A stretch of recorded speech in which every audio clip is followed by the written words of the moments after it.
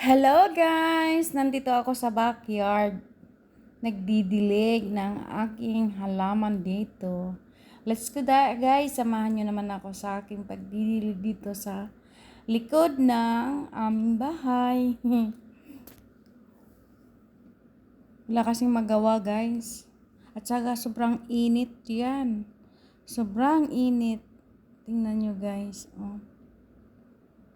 Grabe, napakainit.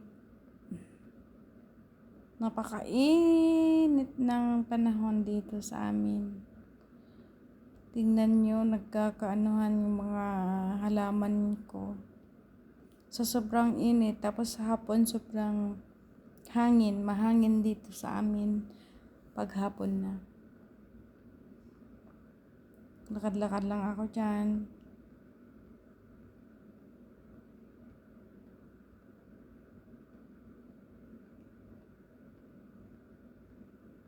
Yan.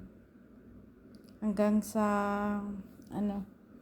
palabas tayo guys mamaya.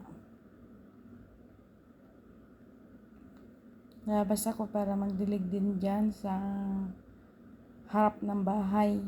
Galing ako sa sa likod. Magdidilig din ako.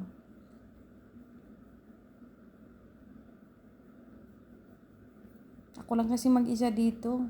Parang ginawa kong aso. Iniwang mag-isa. Ang hirap sa OFW kasi parang ang ginawa kang aso, tagabantay ng bahay nila. Diyan ako sa harap, magdidilig na naman.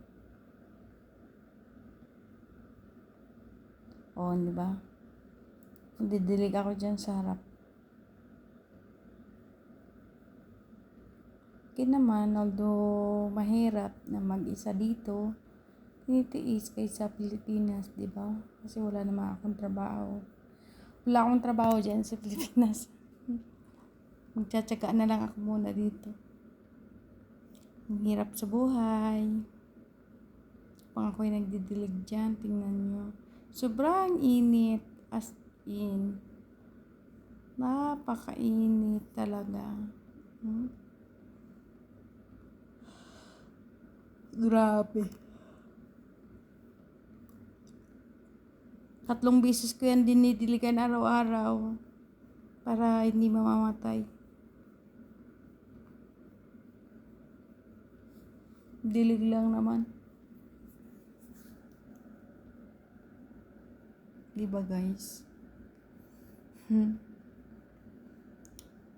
Yan na. Magtatapos na yan. Malapit na matapos. Patapatawa lang yan. Sobrang init yan. Mga alas 11 dito.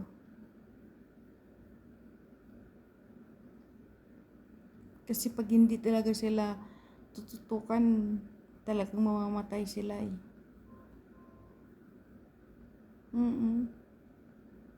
Oo, di ba? 2 car. Sinisitan ko para hindi naman susunod na araw ko yan lilinisan na sakto kasi parating na yung amo ko. Ang hirap naman maglinis ng araw-araw. Diba? Yan.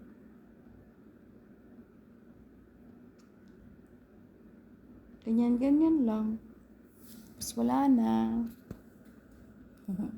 Tawa-tawa lang.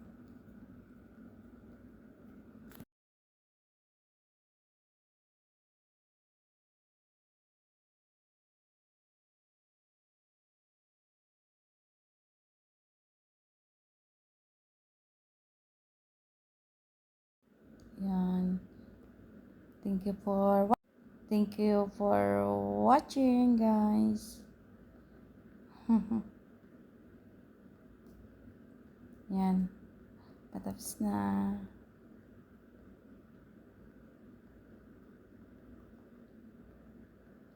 Balik na ako sa loob. Bye-bye, guys. Thank you for watching, guys.